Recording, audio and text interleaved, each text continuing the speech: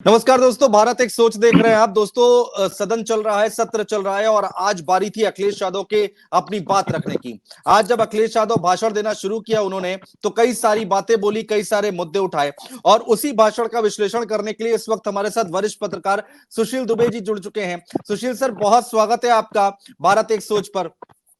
सुशील sir, बहुत सारे मुद्दे आज अखिलेश यादव ने उठाए हैं सदन में और बड़े सदे हुए शब्दों के साथ, बहुत सदी हुई भाषा के साथ, शेरो शायरी के साथ सरकार को घेरने की कोशिश की अखिलेश यादव ने।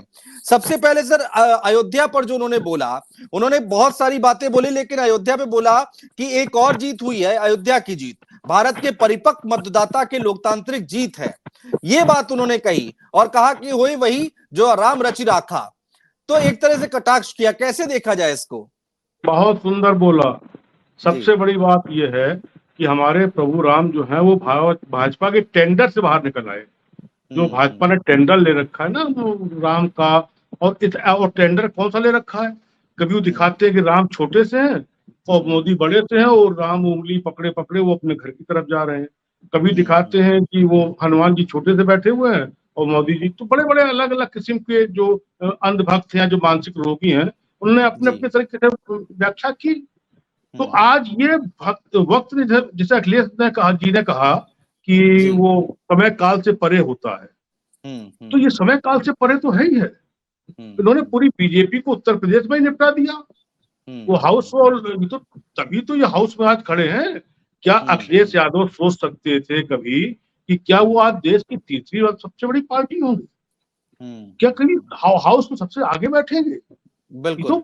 ये तो स्वर्गीय मुलायम सिंह जी तब है जब उन्होंने पूरी जिंदगी मतलब संघर्ष किया और कहाँ से चले और कैसे चले, और लेकिन ये यही समय काल है और यही नियत का फेर है। बड़ा जो अखिलेश ने बोला है पूरे उसमें हाउस में, उसमें बड़ा अनुभव दिख रहा था। बड़ा जैसे जैसे राहुल गांधी ने कल जो है दिखाया कि जो एक पप्पू आदमी एकदम से क्या स्थिति, जब मतलब हम तो सोच नहीं पा रहे हैं। ऐसे ही अखिलेश ने अपने आप को इतना ज्यादा प्रूव किया है कल, आज किया है कि किसी को, अखिलेश जी को उम्मीद नहीं होगी इस बात की कि मैं इतना ज्यादा तगड़ा प्रूव कर दूंगा। और जो मुद्दे हैं बहुत जबरदस्त मुद्दे, जैसे राम का मुद्दा है। आप बताओ, अभी 4 दिन पहले 5 दिन पहले की बात है जब छत्र छूने की बात आई, तो अयोध्या के जो पूज्य संत हैं, मैं उनको पूज्य आदरणीय जो सत्येंद्र दास जी हैं, वो 90 साल के हैं, सफेद दाढ़ी, सफेद लगता है कि एक रूप है, वो कह रहे हैं कि छत छू रही है। और चंपत राय जी कह रहे हैं और नटराजन जी कह रहे हैं और ट्रस्ट कह रहा है कि वो छू नहीं रही है, वो कहीं कहीं पे वो कौन सही है, कौन सही बोल रहा है? वो अंत तक बोल रहे हैं। उन्होंने बाकायदा उस पर बोला है टीवी उस पर कि छत छू रही है। अब अगर छत छू रही है तब भी गलत है, तो यही तो बात आई है। यही देखिए, यही लोकतंत्र की महिमा है। जिस लोकतंत्र में म्यूट कर दिया जाता था, जिस लोकतंत्र में 10 महीनों 10 दिन निकाल बाहर कर दिया जाता था, जिस लोकतंत्र में संजय सिंह कितने महीनों बाद, 10 महीने बाद लौट के आए हाउस में, उस लोकतंत्र में बाकायदा सवाल जवाब हो रहे हैं। इससे पहले कोई 1 महीने पहले कोई सोच सकता था? इससे पहले वाली उसमें कोई सोच सकता था कि ये सवाल जवाब भी हो जाएंगे? अब यह बताइए, मैं फिर उसी पे आ रहा हूँ राम पे। आप बताओ क्या सच किसने किया? अगर बाबा जी है हमारे आदरणीय सत्येंद्र दास जी ने गलत कहा है, या ट्रस्ट के लोग गलत कह रहे हैं? कहते कोई तो गलत कह ही रहा है। दूसरी बात, हमारे पूज्य शंकराचार्य ने यही तो कहा था कि गुंबद अधूरा है। क्या जरूरत थी लकड़ी से और थर्मोकोल से और सब करके सब बनाने की? मत करते, न करते तो यही राम ने किया है, यही प्रभु राम ने किया, यही मर्यादा पुरुषोत्तम राम ने किया है कि उन्होंने दोनों चीजें कर दी। और फिर दूसरी बात, अगर दलित, वो तो केवट के पैर छुए थे, शबरी के पे वो दुबेर खाए थे, तो क्या दलित राम के दलित नहीं थे? तो अगर अवधेश पासी वहां से जीत गए और जनता के वोट से जीते हैं, बिल्कुल लोकतंत्र में जीते हैं, लड़के जीते हैं, तो कई बार वे विधायक लड़के रह चुके हैं। तो मैंने कहा ना, अयोध्या किसी का टेंडर थोड़ी है। तो जीते, तो इसका मतलब कि राम ने सच कहा अखिलेश यादव ने कि राम लाए थे तो राम इनको ले आए। अब राम इनको ले आए तो आपको दिक्कत हो रही है, आप कह रहे हम गर्व से कहो हिंदू हैं। तो ये भी है, हमारा ये दलित हिंदू है, यही तो हिंदू है जो सेवा करता है। तो राम को अब भी एक अहंकारी व्यक्ति नहीं चाहिए था, जो जो वहां पर कई बार सांसद बनने के बाद अहंकार में ये भी आ गए थे 400 पार में, तो ये भी राम जी इनको ले आए मोदी जी को, और अहंकार में लल्लू सिंह जी आ गए थे अयोध्या के, उनको भी ले आए, तो उनकी जगह पर एक दलित सेवक सज्जन बुजुर्ग आदमी राम की सेवा में आ गए। जैसे सत्येंद्र दास जी सेवा में है 90 साल के, ऐसे ही बुजुर्ग ये भी सेवा में आ गए राम जी। हाँ, अच्छा, अखिलेश यादव ने एक और बात कही सुशील सर, कहा कि ये बहुमत की सरकार नहीं है, सहयोग से चलने वाली सरकार है। तो लोग अब चर्चा इस बात की कर रहे हैं कि जो सहयोग से चलने वाली सरकार है, क्या किसी तरह की कोई तलवार लटक रही है? क्या कोई सहयोगी दल यहाँ पर परेशानी खड़ी कर सकता है मोदी के लिए, प्रधानमंत्री मोदी के लिए? बहुमत की सरकार के लिए तो 400 पार मांग रहे थे जी, और रामराज के लिए ही तो 400 पार मांग रहे थे, हिंदू राष्ट्र के लिए ही तो 400 पार मांग रहे थे। हाँ, तो ये नियत ने ये 400 पे लाके खड़ा कर दिया बैसाखी पे। और बेशक बैसाखी की सरकार है, कतई बहुमत की सरकार एकदम नहीं है। और ये वो सरकार है जिसमें नीतीश कुमार ऐसा आदमी बहुमत वो लगाए हुए है, जो के नीचे वो होता है वो लगाए हुए हैं। एक तो ये तो है ही नहीं, जो अटल जी के समय पर थी कि बाकायदा एक होती सहयोगी सरकार होती कि हमें 5 साल के लिए पूरा सहयोग है। ये तो कब कह देंगे नमस्कार हमें हाथ, भाई नीतीश जी का तो अब देख ही चुके हो। तो ये बहुमत क्या है, ये लोग भी जानते हैं। कल आप देख रहे थे इनका जो चेहरा था, या जो इनका जो भाव, जो पहले जो भाव भंगमा होती थी इससे पहले हाउस में, वो भावना कल दुनिया ने देखा। एक राहुल गांधी ने माननीय पीएम को, गृह मंत्री को, रक्षा मंत्री को, वित्त मंत्री को, सबको खड़ा कर दिया। तो योगेंद्र सारों सबसे जब वो हो गए जहां कोई कल्पना कर सकता था। तो ऐसे ही ये तमाम बहुमत की, अच्छा ये बात मानसिक रूप से ये भी जानते हैं, ये बात बीजेपी के लोग भी जानते हैं, मोदी जी भी जानते हैं, साहब ये छोटे चाणक बड़े चाणक भी जानते हैं कि ये, अच्छा जब हमें मालूम होता है कि हम कहीं ना कहीं हम क्वेश्चन मार्क में है, संदेह में है, या कहीं गफलत में है, तो हमारा कॉन्फिडेंस बिल्डअप नहीं होता है। कहीं अब कितने बार के मंत्री हो, कितने बार के पीएम हो, कितने बार के डीएम हो, एक होता कॉन्फिडेंस। पहले क्या था कि हम बादशाह अकबर हैं, हम विश्वगुरु हैं, और हमें ये मालूम था कि अब की वाली लोकसभा होगी, इसमें भी हम बहुमत से आएंगे। तो वो माइंड मेकअप जो था, वो माइंड मेकअप वो होता ना, पानी उतर जाना समुद्र के किनारे, जब नदी किनारे पानी उतरता है तो तमाम कीचड़ कीच लकड़ी पत्थर, वो पता नहीं क्या क्या चीजें होती जिसको आप देखना नहीं पसंद करते। तो ये पानी उतरा है, और पानी किसने उतारा है? ईवीएम ने नहीं उतारा है पानी, पानी उतारा है देश की जनता ने, लोकतंत्र ने। बिल्कुल सर, अग्निवीर का बड़ा जिक्र हो रहा है, और अखिलेश यादव ने भी अग्निवीर का जिक्र किया, राहुल गांधी ने भी अग्निवीर का जिक्र किया, और कहा कि आज नहीं तो कल जब भी इंडिया गठबंधन की सरकार बनेगी हम इसको वापस ले लेंगे। आपको समझ में आ रहा है, आप चालू रखिए, कोई दिक्कत नहीं, कोई तकलीफ नहीं है। तो आपको लगता है क्या कि ये सही दिशा में जा रहा है विपक्ष अग्निवीर योजना को लेकर? अनुज, यही दोनों योजनाओं को लेकर विपक्ष जो है वो हंगामा अभी नहीं, ये पूरे हाउस तक हंगामा यही चलेगा। नंबर 1 पे चलेगा नीट परीक्षा, जो भी परीक्षाएं हैं, जो भी प्रतियोगी परीक्षाएं हैं, या जो भी परीक्षाएं जिसमें बच्चों का मुस्तकबिल खराब हो रहा है, भविष्य खराब हो रहा है, फ्यूचर खराब हो रहा है, वो ये दोनों ऐसे मुद्दे हैं। देखिए महंगाई और पेट्रोल डीजल ये सब तो चलता रहेगा, ये तो हाउस का एक वो है, लेकिन ये दोनों मुद्दे, और मैं आपको बता दूं, मोदी जी और मोदी जी के सलाहकारों को और मोदी जी के सिस्टम को चाहिए, और इंटायर बीजेपी को चाहिए इस बात को कि इस पे श्वेत पत्र जारी कर दें, इससे पहले कि राहुल और अखिलेश एकदम चढ़ के बोले और आपको जवाब ना मिल पाए। आपको जवाब, भाई अग्निवीर तो कहीं ना कहीं क्वेश्चन मार्क तो घेरे में, संदेह में, तो अब आप लाख कहो कि अगर 1 करोड़ 2 करोड़ का मुआवजा, ये मुआवजा, लेकिन कहीं ना कहीं तो सवालों के घेरे में, देश में सवालों के घेरे में है, पत्रकारों के सवालों के घेरे में है, जो लिखा पढ़ी करते हैं उनके सवालों के घेरे में, बुद्धिजीवियों के सवालों के घेरे में है। तो इसपे तो मोदी जी को बाकायदा हाउस बुला के इसपे वो करना चाहिए, और बिरला जी को बोल दे, लोकसभा अध्यक्ष जी को, इस पे बाकायदा 3 दिन 4 दिन 5 दिन खुली डिबेट हो, श्वेत पत्र जारी हो, तब जाके मामला सुलझेगा। और ये बात सच है, वो लोग तो आज भी वो देखिए, कल राहुल ने धमकी दी तो है कि आपकी गुजरात में हवाई सरकार आएगी, खुल के बोल दिया कल, गुजरात में मेरी सरकार आएगी, चिंता न करिए मेरी सरकार आएगी। तो ये हुआ। अच्छा अब मान लो, देखिए ये कल्पना की बात है, राहुल कह रहे थे मोदी नहीं होंगे, मोदी नहीं होंगे। अगर मान लो ये नीतीश और चंद्रबाबू नायडू थोड़ा सा वो हो जाते, या बीजेपी के लोग ही अपने आप को, तो क्या क्या स्थिति यही तो बनती कि मोदी नहीं होंगे, मोदी नहीं होंगे। भले ही बिल्कुल अमित शाह होते, भले ही राजनाथ जी होते, भले ही गडकरी होते, कोई भी होता। और कल गडकरी जी कहीं दिख रहे थे, आप ये देखिए, हाँ कल गडकरी जी नहीं दिख रहे थे।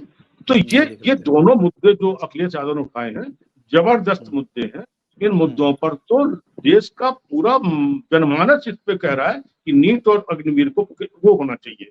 ये हाँ करना क्या है, हाँ सेना सुशील को सर खिलौना क्यों होना चाहिए। हाँ और सुशील सर एक बात और है, ईवीएम का मुद्दा इतना गर्माता रहता है। अखिलेश यादव ने आज बहुत बहुत तल्ख शब्दों में कहा कि हम 80 की 80 सीटें उत्तर प्रदेश में अगर जीत जाएंगे तब भी हम ईवीएम का विरोध करते रहेंगे।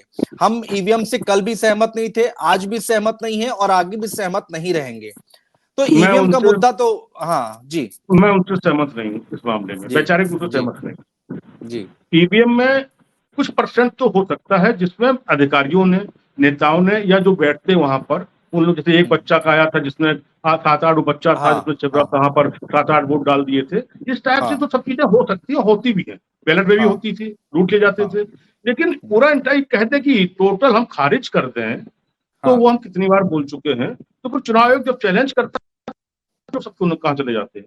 और फिर जब हाँ इनकी सरकारें चुन के आती हैं, जब विपक्षी सरकारें, तब वो कहेगी, इसको वो मना कर देंगे, हमें ईवीएम पे हमें उस पर विश्वास नहीं है, इसलिए हमें जो हमारी सरकार जिन हो गई है, जैसे ये 30 सीटें आई हैं, भले ही 80 कह दें, लेकिन कह देते हैं मुझे ईवीएम से शिकायत है, हमें नहीं है, तो हम जो 33 सीटें लाए हैं, 42 सीटें, ये हम वापस कर दें। तो हाँ ये ईवीएम पे, मैं ईवीएम से वैचारिक रूप से वो करता हूँ, मैं ईवीएम चुनाव आयोग की और ईवीएम का। हाँ, इसमें जो और कुछ अच्छाइयां हो सकती हैं, या कुछ और बड़े सुझाव हो सकते हैं, या कुछ और बैठ के क्या चीजें हो सकती हैं। अब तो आप हाउस में आ गए और हाँ आप तीसरे नंबर की पार्टी हो, आपकी सहयोगी पार्टी नंबर 1 पे है, तो अब तो बिल्कुल आप चुनाव आयोग से सीधे बात करिए। आप चुनाव आयोग से प्रतिनिधि वो दीजिए और बाकायदा उनसे 1 to 1 उनका अपना एक वो बनाइए, उनका सांसदों का, 11 सांसदों का, जो हर जिले हर स्टेट से हो, जहां पर उनको शंका हो वहां के भी हो, वो जाए बात करें कि यहाँ पर ये गड़बड़ थी। और जब ईवीएम के चुनाव कह चुका है कि 47 लाख रुपए या 50 लाख रुपए देके कोई चाहे जांच करा सकता है, तो मुझे नहीं लगता कि इस पर कुछ ज्यादा मैं कह पाऊंगा। हाँ लेकिन लेकिन सर एक कहावत है कि पूत के पांव पालने में दिख जाते हैं। और जब इस बार का 24 का चुनाव हुआ और विपक्ष अच्छी खासी मजबूती और अच्छे खासे नंबर्स के साथ अंदर बैठा हुआ है, तो आपको लग रहा है क्या कि जो अभी अभी की तस्वीर दिख रही है अगले 5 साल तक, या फिर बीच में कुछ हो जाए तो बात अलग है, लेकिन अगले 5 साल तक ऐसे ही हो हल्ला और इतनी ही मजबूती के साथ जिस तरह से राहुल गांधी ने एग्रेशन दिखाया, अखिलेश यादव जिस तरह से आगे बढ़ रहे हैं, जिस तरह से बात रखी है, तो ये पूरे 5 साल देखने को मिलेगा और सरकार के लिए इतना आसान नहीं होगा, सवाल जवाब देखने को मिलेगा, लग रहा है आपको? एक कहावत है अनुज, एक कहावत है, और सबसे बड़ी बात क्या, तुमने तो बैठ के आकलन किया था जी तुम्हारे चैनल तुम्हारे उनके मैंने तो बोला था कि 40 सीटें टुकड़ा साफ हो हाँ रहा और बीजेपी हार हाँ रही है। 80 में हाँ यूपी में हमी ने तो तुमने पूछा था बिल्कुल सवाल, उन्होंने जवाब दिया था, और बिल्कुल सहारनपुर बिल्कुल से लेके चलोई तक का जवाब दिया था। लोग नहीं मानने को बिल्कुल तैयार थे। अब ये हाँ बात, और हम लोगों ने कोई जोशीगिरी तो की नहीं थी, हाथ देखा, मुंह नहीं देखा, नाक देखा और माथा देखा हाँ और बोल दिए, फूक किया। हम लोगों ने तो एक एक सीट का, आपने तो एक एक सीट का नाम पते के साथ हमने बिल्कुल योजना की थी। बिल्कुल तो बिल्कुल आप तो कोई कह रहे हो, एक कहावत जो मैं कह रहा था, एक कहावत है, जो मारे सो वीर, हाँ जो मारे सो वीर मतलब होता है जो पहले चढ़ के, जी और उसमें पहले चढ़ के, विपक्ष में पहले चढ़ के मीर मीर हो गए वो लोग, जो हाँ पहले से इनका मॉरल बूस्ट हो चुका है। जहां पर ये होता था कि ची ची ची ची विपक्ष करता भी नहीं पाता। जिस समय आपको याद करिए जब मोदी जी बोलते थे, शाह जी बोलते थे, तो लगता हाँ था कि मतलब इसके बाद अब कुछ कहीं कुछ है ही नहीं, मतलब है ही नहीं शुरुआत भी यही है और खत्म भी यहीं पर है। लोकतंत्र यहीं से शुरू होता है, यहीं से खत्म होता है। अगर आपको याद हो, एक बार राहुल बोले थे तो कितना लोग अरे हुटिंग तो हर वक्त हुई है। कभी जी स्मृति ईरानी वो बता रही हूँ, चीटी मार रहे हैं, आंखी मार रहे हैं, ये कर रहे हैं। तो राहुल भी कभी जादू की झप्पी ले लिए तो उस पर ट्रोलिंग, मतलब तमाम चीजें हुई। लेकिन सुशील सर इस बार पूरी बॉडी लैंग्वेज चेंज दिखी राहुल गांधी की कल यही के तो मैंने भाषण में। कहा कि जो मारे सो मीर। अब देखिए, ऊँट के शेर जो है, शेर की मांस को, शेर को शिकार करना नहीं सिखाया जाता है। शेर को शिकार करना बच्चों को सिखाया नहीं जाता है। शेर के बच्चे अपने माँ बाप के साथ ही शिकार खेल लेते हैं और शिकार कर भी लेते हैं। इनके जो परिवार है, इनका दोनों का परिवार है, इनके स्वर्गीय मुलायम सिंह जी और राहुल के स्वर्गीय पिताजी, दादी और सब लोग, ये तो शेर के माँ से निकले हुए बच्चे हैं। इनको शिकार करना थोड़ी, इनको तो मौका मिलना चाहिए। मौका मिल गया और 5 साल के लिए मौका मिल गया और जनता ने 5 साल के लिए दिए, जिसमें जनता में ये भी नहीं है कि सब यादव ही यादव है अखिलेश में, या सब मुसलमान ही मुसलमान हो। पूरे हर वर्ग ने समर्थन दिया है, तो इनको तो शिकार करने में, अच्छा इनको अब शिकार करने में मजा भी आ गया। कल मैं उनकी भी बॉडी लैंग्वेज देख रहा था, आज मैं अखिलेश यादव की भी बॉडी लैंग्वेज देख रहा था। इन दोनों को पॉलिटिकल और उसमें शिकार करने का मजा आ रहा है, क्योंकि लोग पिछले कई सालों से अंदर से नहीं होता, जैसे भरे थे या गैस निकली थी, इस समय वो हो रहा। और टू द, अच्छा ये भी नहीं आए साहब आए बोक रहे हो, आए साहब आए तो नहीं बोल रहे हैं ना। मुझे याद आता है एक बार पीएम मोदी ने मगहर में कहा था कि कबीर जी और नानक जी और क्या गुरु गोरखनाथ एक साथ मंत्रणा किए थे। एक 29वीं शताब्दी में थे, एक 34वीं शताब्दी में थे, एक 60वीं शताब्दी में थे, और आप बता रहे थे कि एक साथ बैठ के मंत्रणा किए थे। तो ये सब, तो इनको अब मजा आ रहा है सबको, इसके साथ पुरानी बातें हैं, पुरानी चीजें हैं, और ये लोग बाकायदा लिख पढ़ के आ रहे हैं। अच्छा पार्टी ये भी पढ़ी है, पार्टी वो भी पढ़ी है, और पार्टी भी ने भी पढ़ी है, लेकिन बीजेपी से बड़ी सोच हो गई थी मोदी की। तो मोदी जो बोलते थे तो उसमें इफेक्ट पर थोड़ी नहीं होता था, कोई कुछ नहीं बोलता था, जो चाहे बोले। तो अब जो बोल रहे हैं तो जनता भी सुन रही है, लोकसभा भी सुन रही है, ओम बिरला भी सुन रहे हैं, और संसद भी सुन रहे हैं। और देखिए अखबार कितनी बड़ी हेडिंग देख रहे हैं आप, ये देखिए। तो यहाँ पर इतने से कॉलम आते थे, वहां पर मतलब आज अखबार ने बिल्कुल जैसे भले ही लेकिन आप लाइमलाइट में तो आ गए, तो अखिलेश यादव ने ठीक। फिलहाल मैं जनता को, लोकतंत्र को और मोदी जी को, राहुल जी को, अखिलेश जी को, बिरला जी को, सारे जितने जी और लोकतंत्र के इस भव्य मंदिर में, जिसमें देखिए लोकतंत्र का मतलब क्या है और हाउस का मतलब क्या है, बहस जी, बहस, नीतियां, समाज के लिए, देश के लिए हम क्या करना चाहते हैं, हमारी क्या सोच है।